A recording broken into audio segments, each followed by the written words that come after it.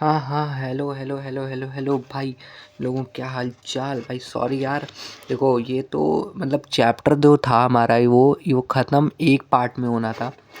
वैसे तो मतलब जैसे हम लोगों ने लेक्चर प्लान किया था, स्टार्टिंग में रखा था। एक मिनट यार, मैंने सेटअप भी नहीं किया है। तो हाँ, लेक्चर प्लानर के हिसाब से हम लोग तो एक लेक्चर में ख़त्म होना था, मतलब एक ही लेक्चर में वन शॉट के अकॉर्डिंग पूरा ये ख़त्म होना था। बट जा तो ये तीसरा लेक्चर रहा है। तुम बोलोगे हाँ भाई, जा तो तीसरा लेक्चर रहा है, तुम सही समझ रहे हो, काहे का one shot.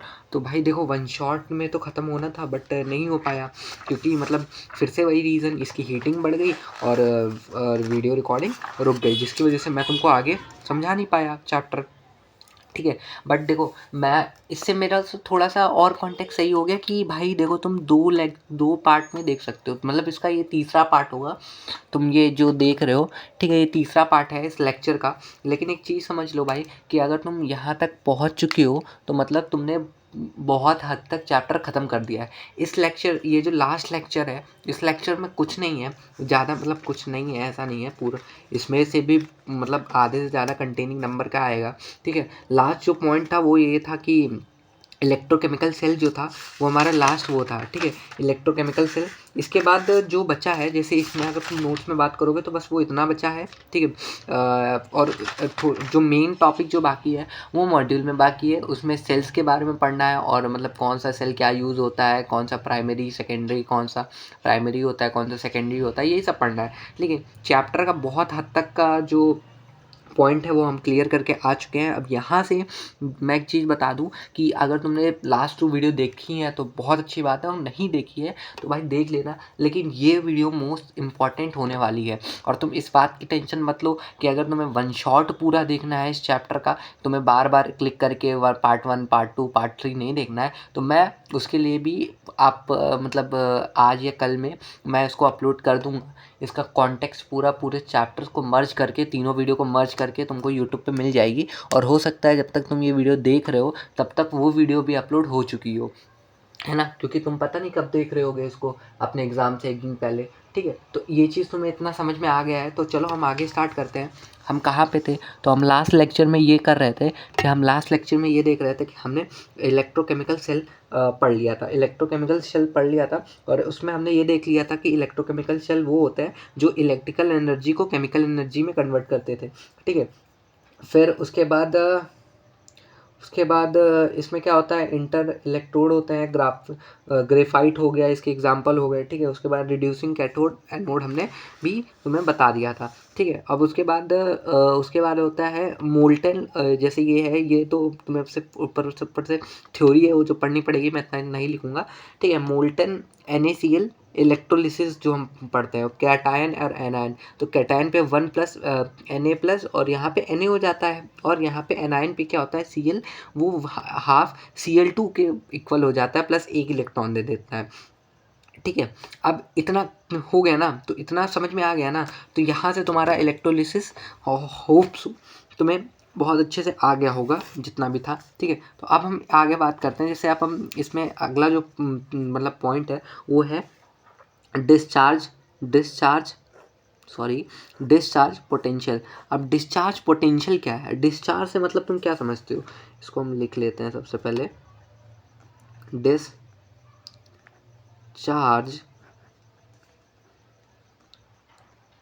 Potential, discharge potential. तो डिस्चार्ज पोटेंशियल क्या होता है? Potential applied by the battery so that the reduction occurs at a cathode cations and oxidation occurs of the anions of the lowering discharging potential ion. It will be discharged first electrode, cathode और anode. ये क्या मतलब भैया? हमको तो कुछ भी नहीं आया बड़े भाई, तुम्हारे लेक्चर पे आके हमें क्या फ़ायदा हुआ? अगर हमको इंग्लिश ही पढ़नी होती तो हम अपने आप से ना पढ़ लेते बुक से, तेरी क्या ज़रूरत थी? भाई देख, ये सब लिखने से अच्छा है मैं समझाऊंगा, मेरे को थोड़ा टाइम तो दे। ठीक है। ये देख, ऐसा है कुछ कि पिताजी को कितने चप्पल लगाने पड़ेंगे कि बात मनवाने के लिए, मतलब कितने थप्पड़ खाओगे अपने पापा जी से जैसे तुमने अपने पापा जी से बोला कि पापा मेरी पढ़ाई नहीं हो पा रही है, मुझको एक गेमिंग लैपटॉप लेके दे दो, तो पापा बोलेंगे कि गेमिंग लैपटॉप से तुम गेमिंग करोगे कि पढ़ाई करोगे? तो कह दो पापा मैं गेमिंग लैपटॉप के प्रोसेसर बहुत अच्छा होता है, उस पर पढ़ाई बहुत अच्छे से होती है ना। तो उसमें देखो ऐसा होता है कि तो पापा तुमको चपलियाएंगे इस बात पे, तो तुमको वो एक नॉर्मल लैपटॉप दिलाएंगे, तो उसमें तुम कितने चप्पलों पे मानोगे, तो वो चीज़ है, ठीक है। या तुम कितने चप्पल खाओगे पापा से कि वो मान जाएं कि वो तुमको गेमिंग लैपटॉप लेके दे दें, ठीक है। तो ये देखो potential applied by a battery so that, देखो यहाँ पे डेफिनेशन में लिख रहा हूँ, रिडक्शन अकर्स, यहाँ पे यहाँ से potential applied by battery, reduction occurs at cathode of cation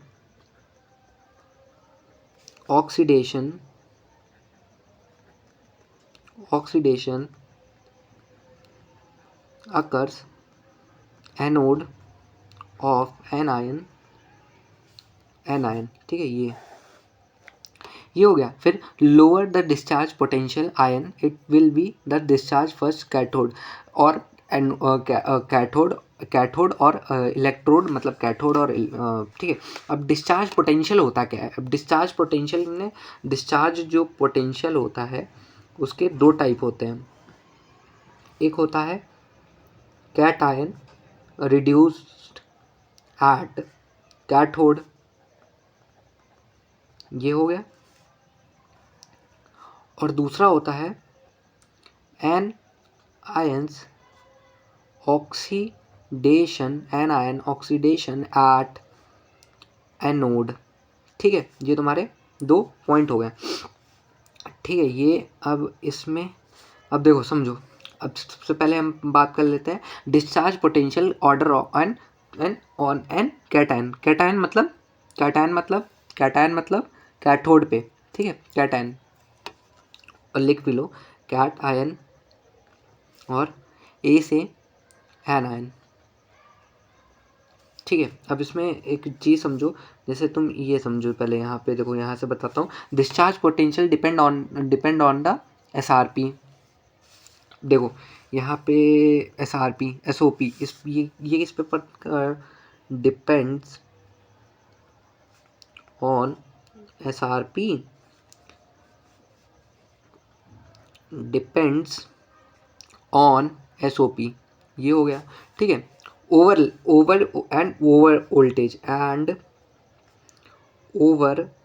voltage excess voltage above than SRP, excess voltage above than SRP which required for discharge of cation,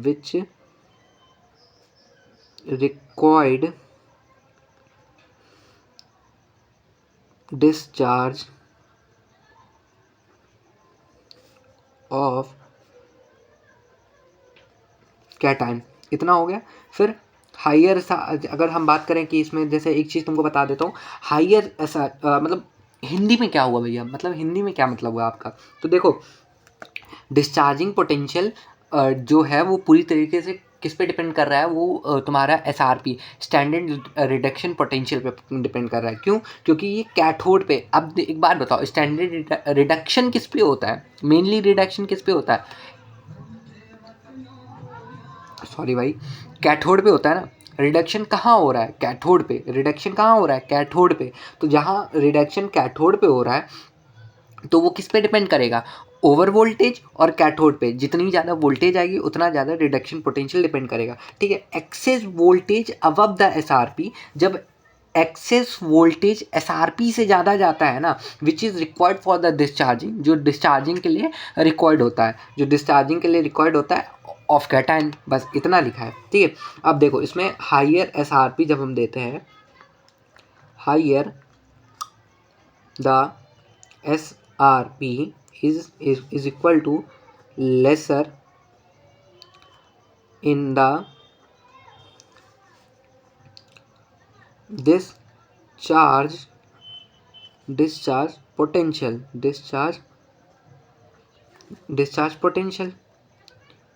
it will be discharge first at cathode, ठीक है।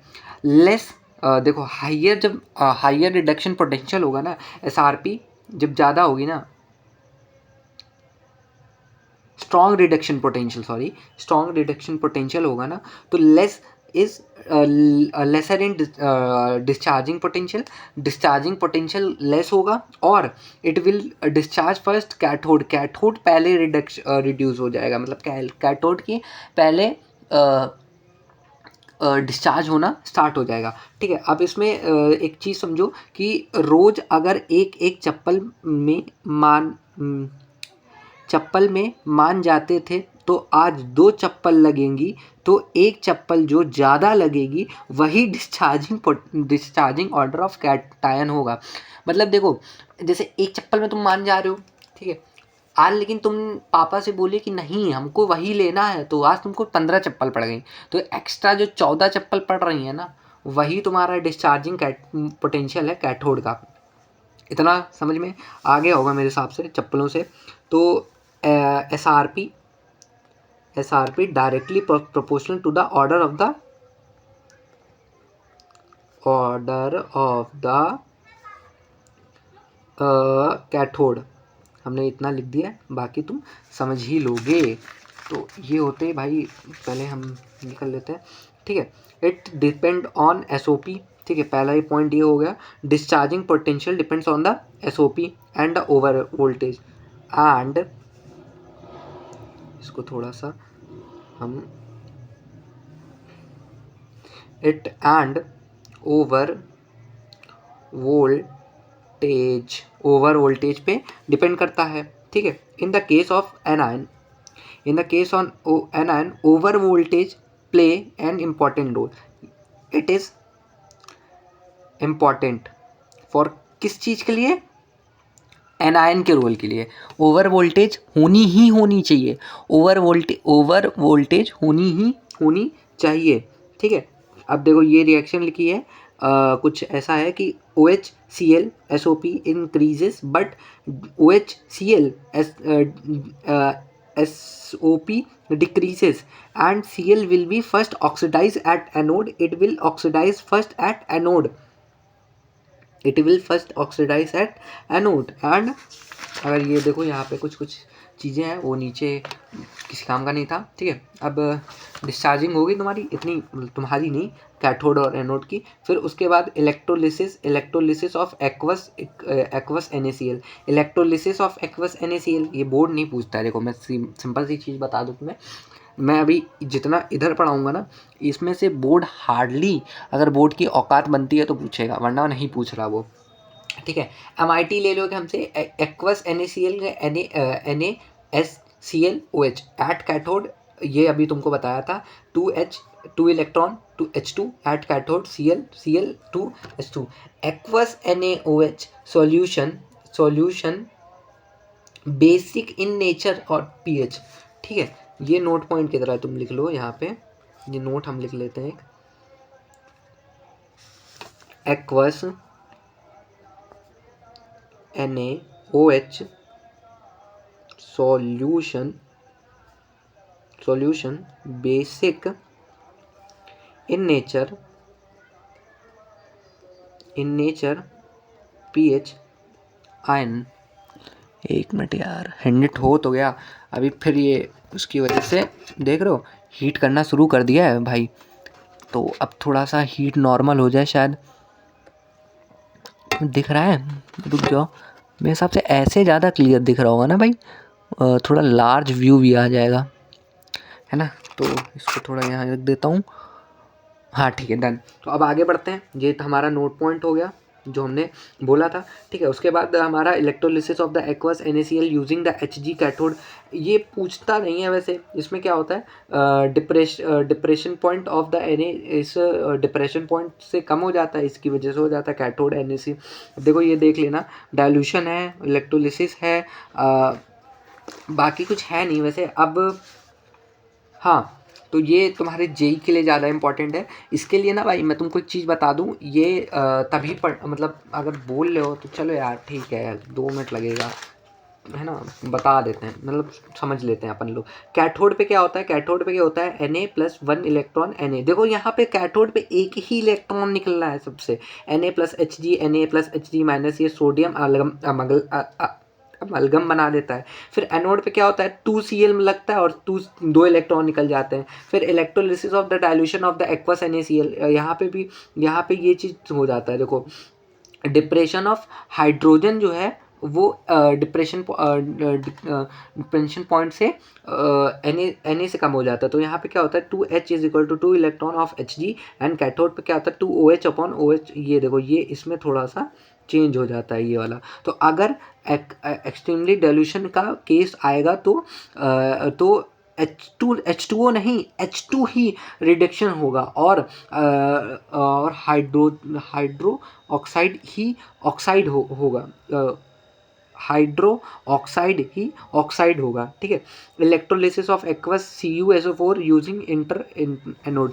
भाई मैं तुम्हें एक चीज़ बता दूं, मैं जो ये पढ़ा रहा हूँ ना, इतना मतलब तुम जो समझ रहे हो ना भाई, अगर तुम जेई नहीं दे रहे हो तो स्किप कर दो, तुम्हारे किसी काम का नहीं है, ठीक है। किसी काम का नहीं मतलब इन द सेंस, अगर तुम्हें सुनना है तो सुन लो, कोई दिक्कत नहीं है भाई, मेरा ही वॉच टाइम बढ़ जाएगा, बट कोई फ़ायदा नहीं है क्योंकि बोर्ड नहीं पूछेगा। और तुम अपना टाइम वेस्ट मतलब मत करो यार, अगर तुम यहाँ पे आए हो तो देख लो, बस मैं वही समझाने की कोशिश कर रहा हूँ, ठीक है, बस ठीक है। अब हम आगे आ जाते हैं। तो उसके बाद है हमारे पास electrolysis of aqueous CuSO4 intensive electrode, ठीक है। CuSO4 of aqueous H+SO4 OH at cathode पे क्या होता है, CuSO4 2 electron, Cu at anode पे क्या होता है 2OH 1/2 ऑक्सीजन।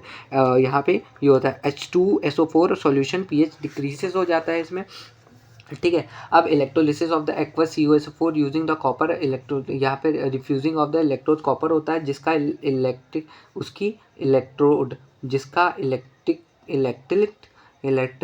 उसका इलेक्ट्रोड Cu+Cu2+Cu2 इलेक्ट्रॉन Cu, ठीक है। इलेक्ट्रोलिसिस ऑफ एसिडिफाइड वाटर, यानी कि H2SO4 50% ऑफ H2SO4 नहीं, H2O 50% of H2SO4 plus 1 hydrogen cathode. और उसके बाद कैथोड पे आता है तो 2H+2 इलेक्ट्रॉन Hg। एनोड पे आता है तो depression point of H2SO4 is less than depression point OH। Order of the discharging of anode is, ये हो जाता है कि यहाँ पे H2SO4 और 2 इलेक्ट्रॉन निकलते हैं। तो भाई देखो यार, हमने एज़ कम्पेयर टू ये जो हमारा जो हार्ड पोर्शन था वो ख़त्म कर लिया है। अब हमें इसमें सिर्फ थ्योरी पोर्शन यहाँ पे पढ़ना है। तो हम यहाँ तक तुमको बता ही चुके थे। अब उसके बाद हम क्वेश्चन पढ़ेंगे। हम यहाँ पे जो मेन इसका टॉपिक है वो पढ़ने जा रहे हैं, मतलब मेन तो है, ठीक है। फिर यहाँ पे कोलरॉश लॉ स्टेट करता है at a infinite dilution. Kohlrausch law का भाई स्टेटमेंट बहुत ज़रूरी है, सॉरी, ठीक है। कोलरॉश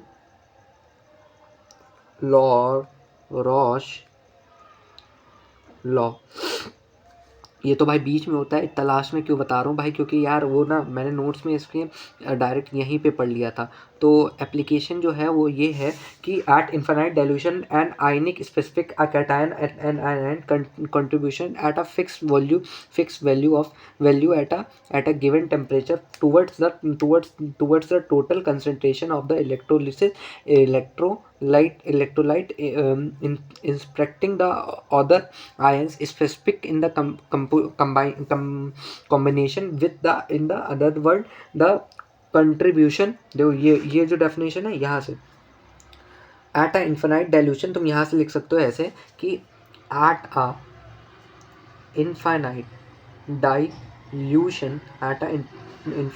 डाइल्यूशन द कंट्रीब्यूशन, ये डेफिनेशन भाई कहीं नहीं मिलेगी, मैं बता रहा हूँ। कंट्रीब्यूशन बहुत शॉर्ट डेफिनेशन है, contribution of any ion in constant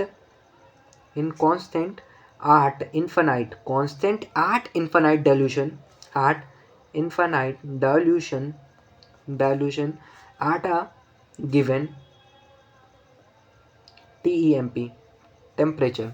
ठीक है, टेम्परेचर, बस ख़त्म हो गया, नहीं पढ़ना किरचॉफ लॉ इसके आगे हमें।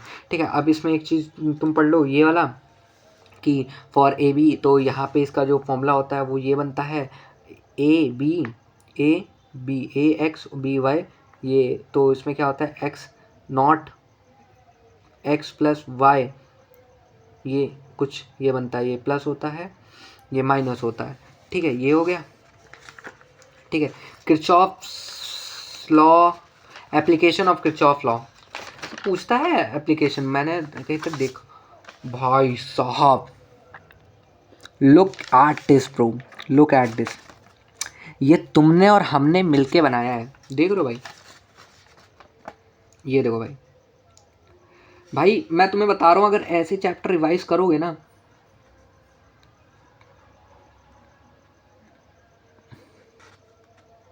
यार एक तो मैं पता है रात को 2 बजे वीडियो शूट कर रहा हूँ और अगल बगल में कोई आंटियाँ चल के आ रही हैं, आमी तुम आसी, मज़ा आ रही भाई, मज़ा आ रही, मज़ा मज़ा मज़ा मज़ा मज़ा मज़ा बहुत।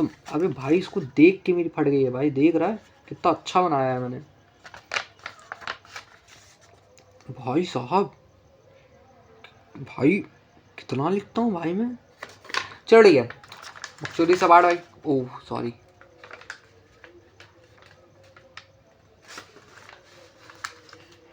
चलो ठीक है ठीक है ठीक है ठीक है ठीक है ठीक है भाई, जोक सपाट, आगे बढ़ते हैं चलो, punter punter punter punter punter punter, हाँ ठीक है पंटर, आगे बढ़ते हैं, जोक सपाट, यार मैं भूल गया, हाँ ऐसे यहाँ से लिखना है, ठीक कहीं से भी लिख दो अब तो। Application of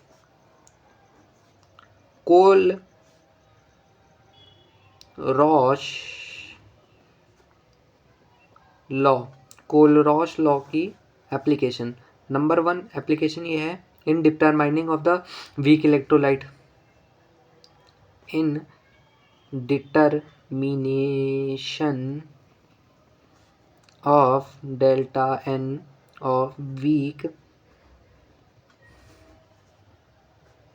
electrolyte. 2 एप्लीकेशन है, वैसे ज़्यादा नहीं है।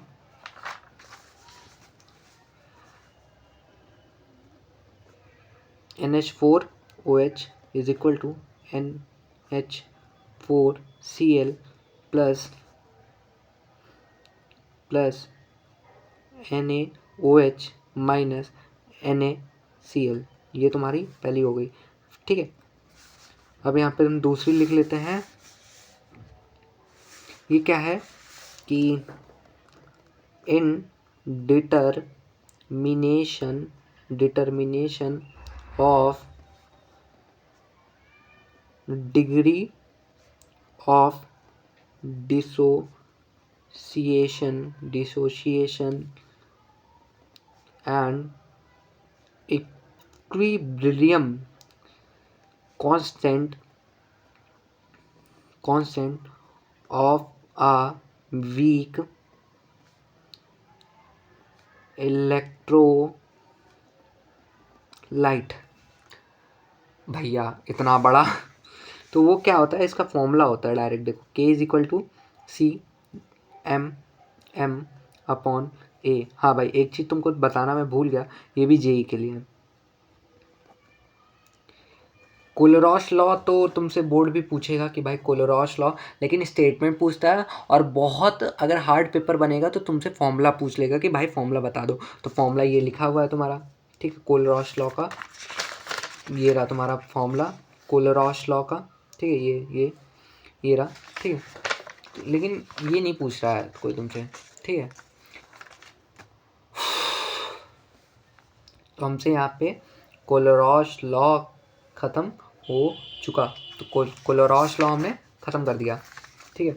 अब हम आगे बढ़ते हैं। जैसे यहाँ पे conductivity of titration, conductivity of titration ये बोलता है this principle conductivity of titration, titration is represented of one of ion order in the course of the titration, and due to the difference in the conducting value of the two conductance of the solution charge and the titrants or change to the conductance in a course of the titration help in the detecting equivalence potential of the titration। खत्म। अब इतने में ये इस चीज़ के लिए ये principal के लिया गया था कि इक्विवेलेंस पोटेंशियल और कंडक्टेंस के बीच में ग्राफ। देखो ये ना पिछले इस साल के जो बच्चों ने पेपर दिया है जेईई एडवांस का, उनके में एक ये क्वेश्चन आया था। ये क्वेश्चन सेम मैंने देखा था इस ग्राफ पे, ये जो तीसरा वाला है इस ग्राफ पे क्वेश्चन आया था, लेकिन ना इसको जेईई मेंस पूछ रहा है, जेईई मेंस के बूते में नहीं है। बोर्ड अगर जेईई मेंस के बूते में नहीं है तो बोर्ड की औकात नहीं है यहाँ तक पहुँचने की। तो यार ये खुद से पढ़ लेना, या तो ये जो टॉपिक है ये सिर्फ इस टॉपिक पे एक पूरा मतलब छोटा सा लेक्चर मेरे को 10 15 20 मिनट 30 मिनट का लगेगा, तो वो मैं तुमको पूरा डाल दूंगा अगर तुम लोग इस वीडियो पे कमेंट करते हो तो, ठीक है। अब इलेक्ट्रोलिसिस तुम यहाँ पे पढ़ के आए हो ये वाला पॉइंट की इलेक्ट्रोलिसिस, उसके बाद इलेक्ट्रोलिटिक सेल। इलेक्ट्रोलिटिक सेल क्या होता है, केमिकल एनर्जी को electrical energy convert electrical energy into chemical energy, बस यही होता है। तो ये तुम्हारे कुछ उसके एप्लीकेशन है जो तुमको मैंने अभी उसमें लास्ट में करवाए हैं, ठीक है। अब इसके बाद आता है तुम्हारा Faraday Faraday Faraday Faraday Faraday Faraday ओवे फराडे। भैया फराडे क्या होता है? अरे ये फराडे क्या होता है?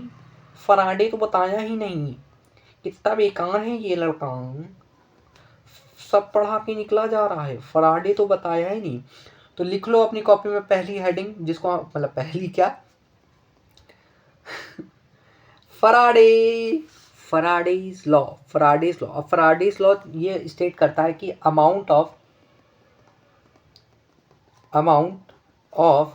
A substance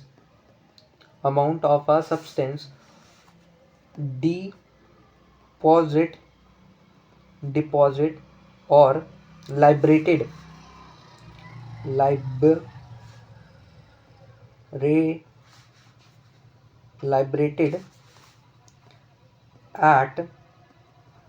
at any electrode is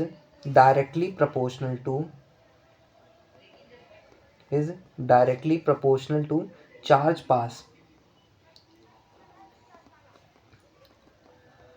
अब मतलब समझो उसका कि एक अमाउंट में जितना चार्ज वहाँ पे डिसोशिएट हो रहा है, मतलब टूट के निकल रहा है और या तो लिबरेट हो रहा है, एक जगह से दूसरी जगह ट्रांसफ़र हो रहा है, वो डायरेक्टली प्रोपोर्शनल टू किसके होगा, directly proportional to charge passed. Charge कितना चार्ज लिबरेट हो रहा है, कितना चार्ज डिसोशिएट हो रहा है, कितना चार्ज टूट के निकल रहा है, वो कितना होगा, वही वो इक्वल हो जाएगा कितना चार्ज वहाँ से कैरिड आउट हो रहा है। मतलब यहाँ पे एक चीज़ समझो, m is directly proportional to q, ठीक है, q is equal to any, ठीक है। तो क्या होता है, m is equal to z i t, where z is chemical electrochemical, ठीक है। और इक्विवेलेंस क्या होता है इसमें, ये फराडे का फर्स्ट लॉ है। फराडे का फर्स्ट लॉ यही है कि the charge the amount of the substance or deposit or liberated at a deposit or liberated at a cathode is directly proportional to the charge passed, ठीक है। ये हो गया, इतना समझ में आ गया होगा तुमको, वैसे बहुत इजी है फराडे का फर्स्ट लॉ, तो बहुत इजी है, ठीक है। अब हम बात करते हैं जी फराडे के सेकंड लॉ पे। फराडे भैया, तो फराडे भैया का सेकंड लॉ क्या था, फराडेस second law,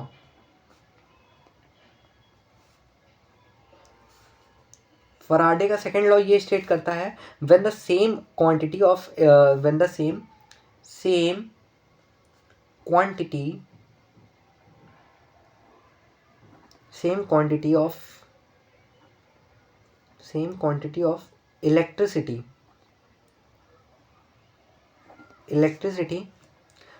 is passed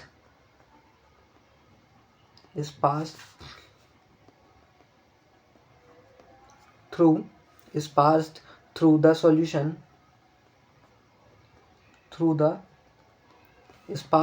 solution of the different electrolysis of different electrolytes connected in a series. Please note in a series, ये point, in a series the weight of the substance produces the weight of substance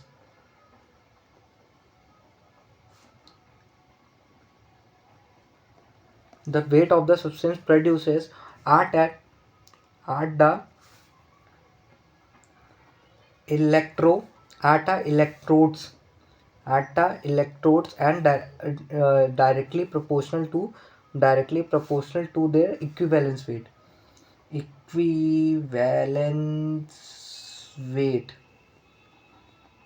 ठीक है, समझ गए। अब एक चीज़ याद कर लो कि same quantity of the electricity is passed in the solution the different to the different electrode connected in the series. The weight of the substance is directly proportional to, main line है ये, the wait मतलब यही second law है Faraday का कि the weight of the substance is directly proportional to the weight of the substance is directly proportional to the equivalence weight. बस Faraday ने यही स्टेट किया था। ठीक है, उसके बाद हमारा यहाँ पे फराडे भी ओवर हो जाता है। तो फराडे का सेकंड लॉ भी हमने यहाँ पे, फराडे भैया को हमने गुड बाय कह दिया है यहाँ से। फराडे का सेकंड लॉ हमारा ख़त्म हो चुका है। आधा घंटा बीत गया यार, बड़ा लंबा चैप्टर हो रहा है ये तो। फिर उसके बाद आता है इलेक्ट्रोकेमिकल सेल अभी हमने बता दिया था। अब हम थोड़ा बहुत इलेक्ट्रोकेमिकल सेल में ना एक पॉइंट जो हमारा रह जाता है हमेशा, वो होता है हमारे पास, जो बोर्ड हमेशा पूछेगा, ठीक है, वो होता है हमारा सॉल्ट ब्रिज। आता है क्वेश्चन, देखो यार इससे एक दो पॉइंट की बात है, लिख लो, मैं तो कह रहा हूँ। सॉल्ट ब्रिज में सबसे पहला पॉइंट ये है, इट कंप्लीट द सर्किट, ये मेन है, इट कंप्लीट सर्किट। यहाँ लिख लेते हैं एक और पॉइंट, थोड़ा सा मतलब जगह बचाने के लिए। It gives a supplied of current, it give the supply of current. ठीक है, उसके बाद इसमें क्या होता है, do not allow mixing, do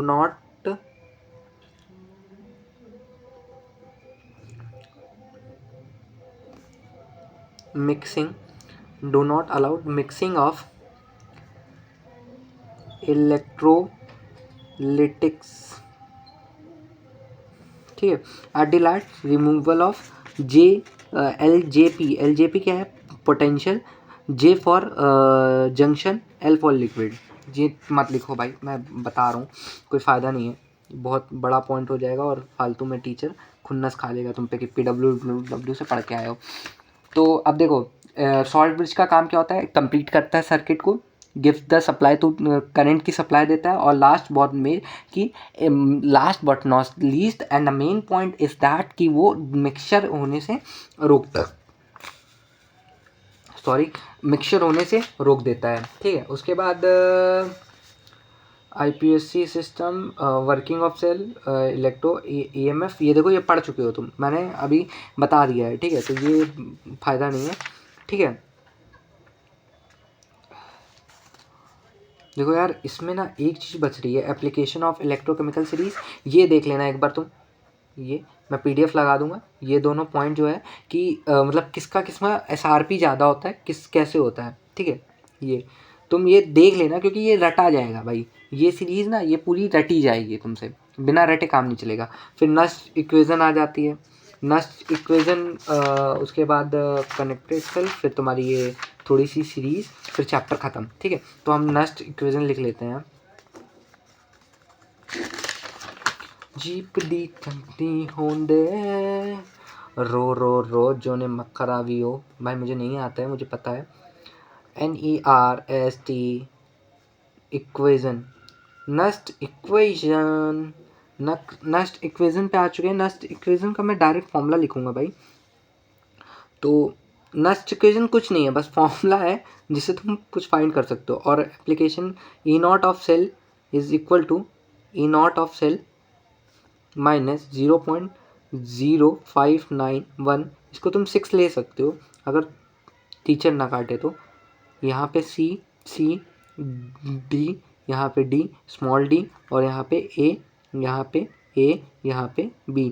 तो नस्ट इक्वेशन का हम थोड़ा बहुत ओवरव्यू भी तुमको बता देते हैं कि for the oxidation of the half MS is equal to इतना इतना 3.3 जब तुम लगाओगे, ठीक है, रिडक्शन हाफ इतना हो जाता है। इसका ग्राफ एक स्लोप में आ जाता है।